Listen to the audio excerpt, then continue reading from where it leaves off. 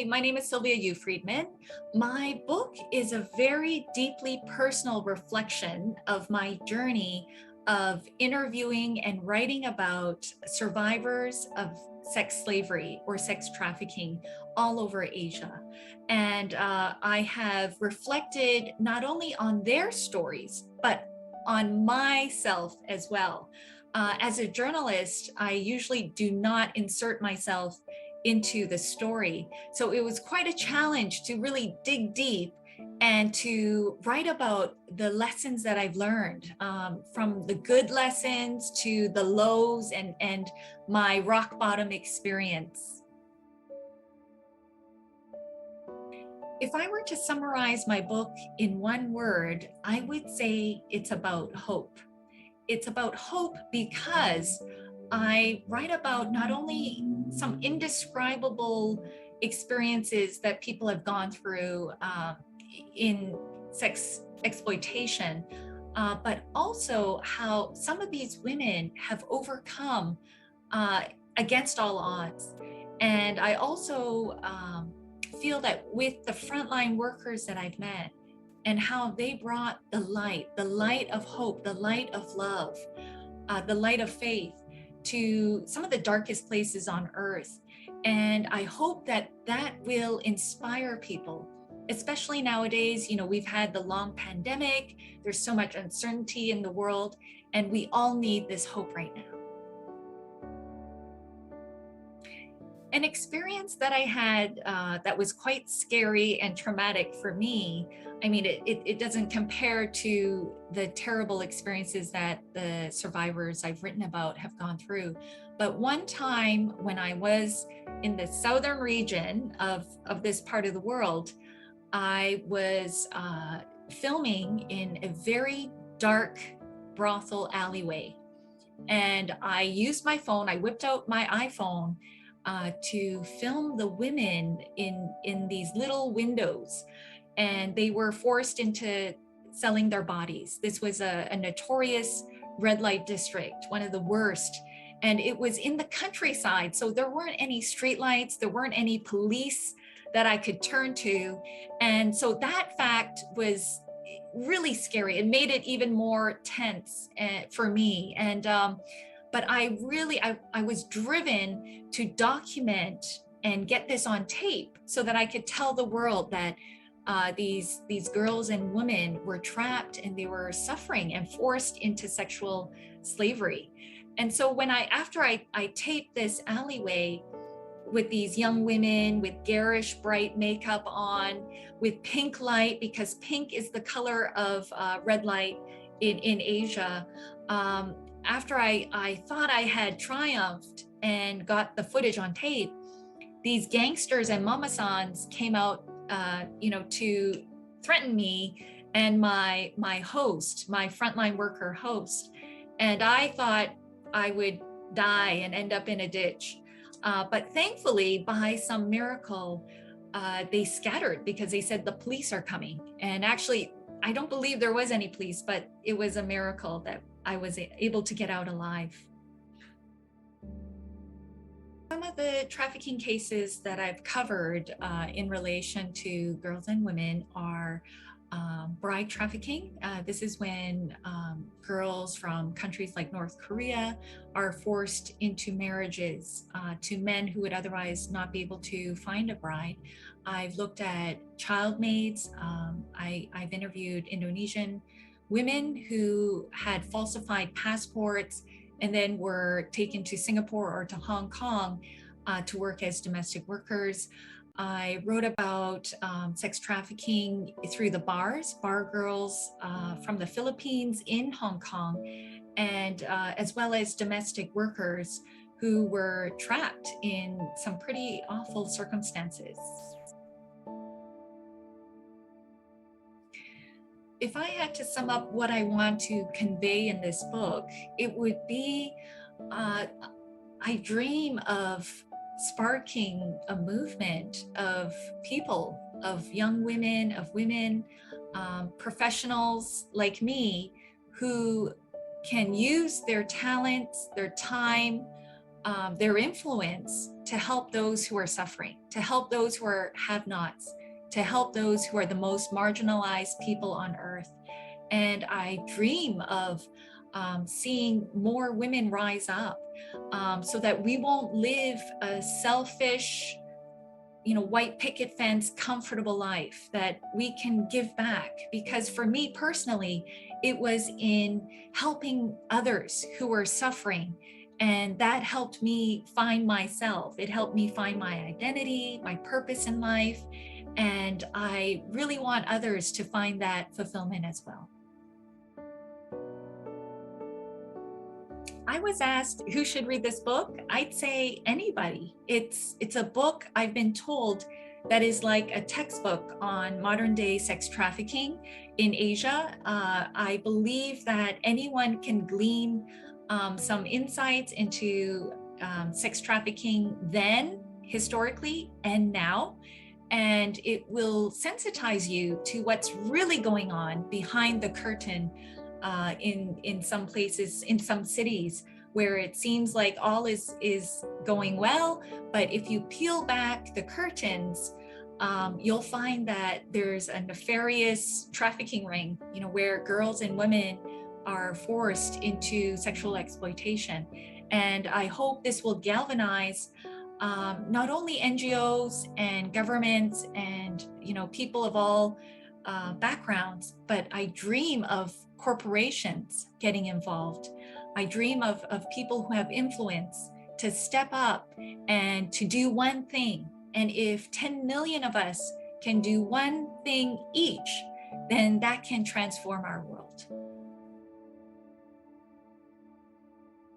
Sex trafficking happens all over the world. So it's relevant whether you're in North America or in Greenland or in Australia. And women from Asia are trafficked into sex trafficking rings in the US and Canada and other parts of the Western world.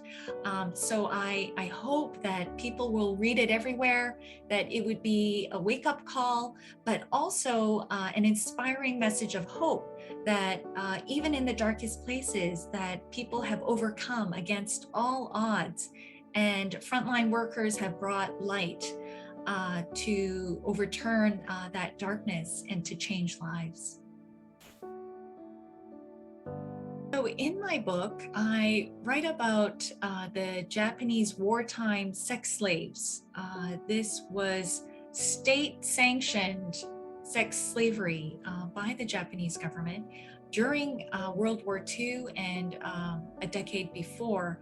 And it was an egregious human rights violation, one of the worst in our living memory, of women all over the Asia Pacific who were forced into sexual servitude. Some of these girls were young as 11. Many of them were raped by up to 60 soldiers a day. And we must remember what happened in history, or else it will repeat again. And so really one of the main messages of my book is history is repeating itself in the cycle of sex trafficking. And I hope we can rise up and do something to help these girls and women who are suffering. What can the average person do to be part of the solution? I believe that any bit of action helps, whether you are posting and raising awareness on social media, or you can volunteer your time and your talent at an NGO, write a letter to your local government representative. You can make a film if you're a talented filmmaker. If you're a lawyer, you can find out how you can donate your time pro bono to help victims of sex slavery.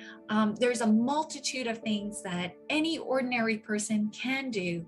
And that's what I've written about, that these are ordinary people that I've met who had fear, who had uncertainty, who struggled, and yet they were transformed by meeting the survivors of sex trafficking, and they committed their lives, they dedicated their lives. And that's something that I myself would love to continue to do. And my husband, who has dedicated his whole life to fighting slavery. So I just want to encourage every one of you to step up and take even a small step forward to change the world.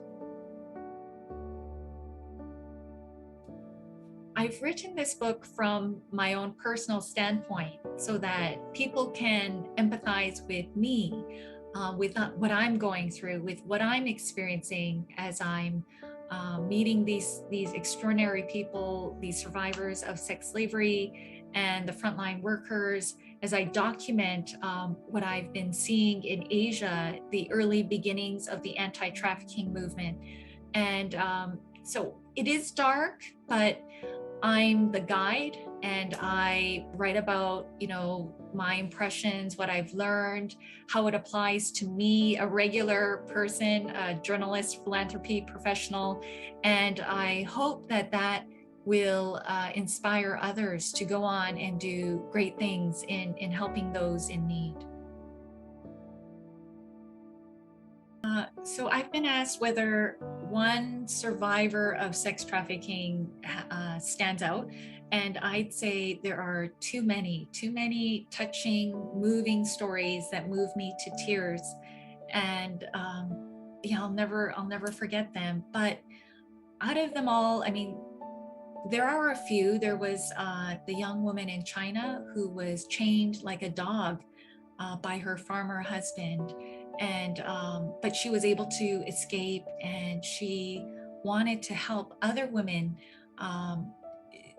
She wanted to raise awareness so they wouldn't fall into the trap of bride trafficking or sex trafficking, and her courage really was inspiring to me. There was the African victim of sex trafficking. I wanted to help her. She was in Hong Kong, and we were trying to think about how can we get this woman out of the sex trade. And she had a 12-year-old son, and the traffickers were using him as a bargaining chip, saying, if you don't continue on selling your body, we're going to hurt your child. And we couldn't help her, so that really scarred me in some ways. It was quite heartbreaking not to be able to help her. There was a 2-year-old I met in this region, and she's the product of a trafficker father and a 15-year-old sex trafficking victim. And the frontline workers helped her get out of her father's world, because her father was holding her and still recruiting men, into the brothels. And she was swearing even at 2 years of age, and really rough and broken. And she was placed in a proper foster home. And when I met her, she was, just like a regular little girl again. So these women, their courage, their resiliency, the former Japanese wartime sex slavery survivors touch me too, because even after more than 50 years, some of them were still grappling with trauma. And it made me think hard about how these women need trauma healing. So I'm so grateful that I've been able to meet these people, to document their stories for the world to know. And I really hope, and I really wish with all my heart that people will take action and help these people, help those who are still suffering in sex slavery.